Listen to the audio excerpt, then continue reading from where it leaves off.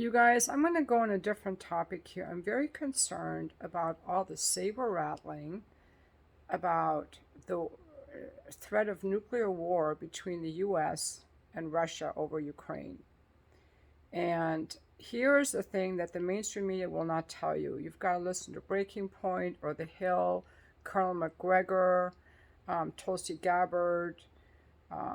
There are a number of sane people who will point out to you the US has provoked Russia. Yes, Russia invaded Ukraine, but the US has been using Russia for decades to build an army, to have NATO presence in there, and as a strategy to weaken Russia and get right on their border. I'm going to ask you this. How would the United States feel if Russia was using Mexico or Canada to build an army along our border and to bring in their personnel and their military? That's what the US has been doing. The US is not a peace-loving country. You might be, but not our politicians. There are major industries that are in charge of everything, all the decisions that are being made. You have Wall Street, you have Big Pharma, and you have the military industrial complex. And they make money when there's war. And there's one area of governing where both parties agree, and that is war. And that's why we have war and endless war. And these war-loving people are pushing Russia to the very edge.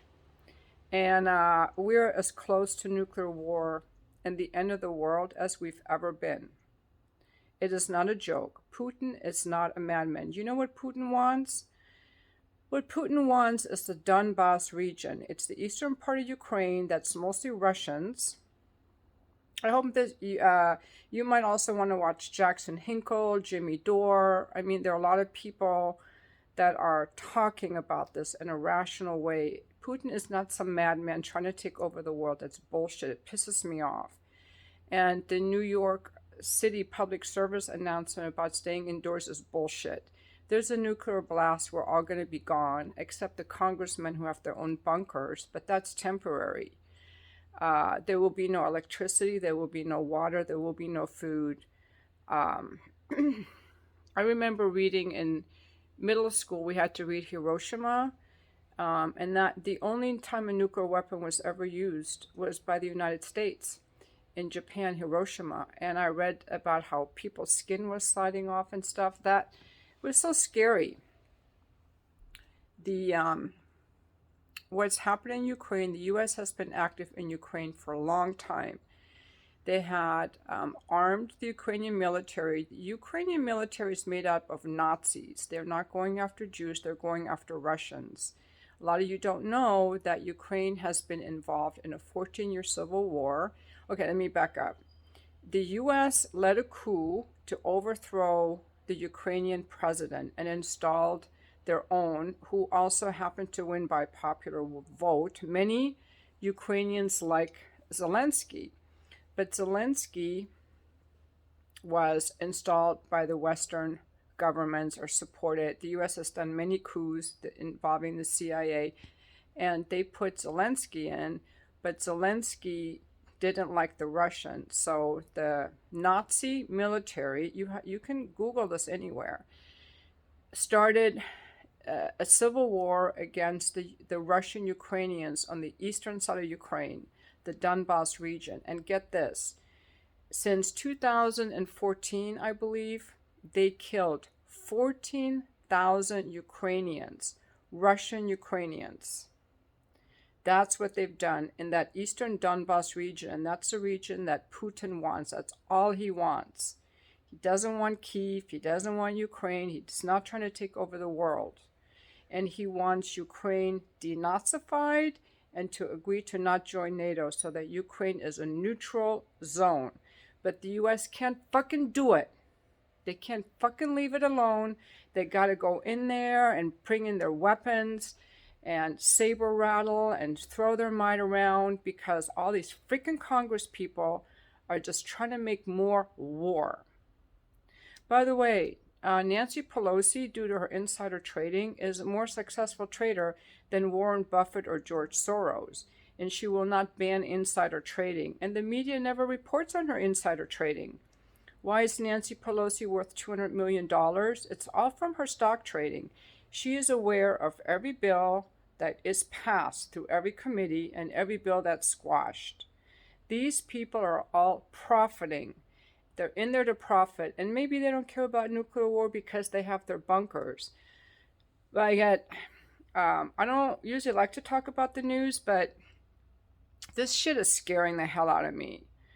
I hope that there's some people in charge that are going to try to negotiate. See, in the very beginning, there were negotiations. Do you remember back in April, there were negotiations? Well, Boris Johnson flew to Ukraine and stopped the negotiations. The U.S. blew up the pipeline, the Nord Stream pipeline, and then they bombed the bridge, the Russian bridge, the main bridge, and Russia retaliated on Monday and struck Kyiv and another city on the side near Poland where the NATO equipment is coming in. I hope this ends peacefully, but here's the thing. Anybody who says the U.S. isn't the perfect angel in all of this is labeled a Russian propagandist. As if we don't have our own fucking propaganda. And anybody who's calling for peace is labeled a Russian propagandist. Like we are being gaslit for wanting peace. What the fuck? And we have no interest in Ukraine. Why are we fighting this proxy war against Russia using Ukraine?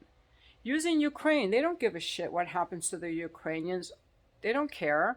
They just want to make money for their stupid fucking war machine. And that's what's happening. And if my channel gets taken down, I'm willing to lose my entire channel to say this. I wasn't allowed to talk about this and these things, which was all bullshit too. I'm willing to not talk about that. But this war thing could be the end of the earth. So I'm willing to lose my channel over this if YouTube doesn't like it. But a lot of people are talking about it. I'm going to link below the video from Joe Rogan where Tulsi Gabbard was on. And she's such a... she was actually like an officer in the Marine Corps, I believe. She just left the Democratic Party. But the Republican Party is no better. She talks about some of this. But you can also hear Jackson Hinkle, Colonel MacGregor is so good, Senator Black. Retired senator who was also a lieutenant or colonel in the Marine Corps or in the Army. There are a number of rational voices, but you have to remember a lot of these guys leave the military and then they go on the boards of these military companies, and then they go on these talk shows and these TV shows and these cable shows and sprout all this bullshit. All for money. All for money. So that's all I want to say. Thank you for watching.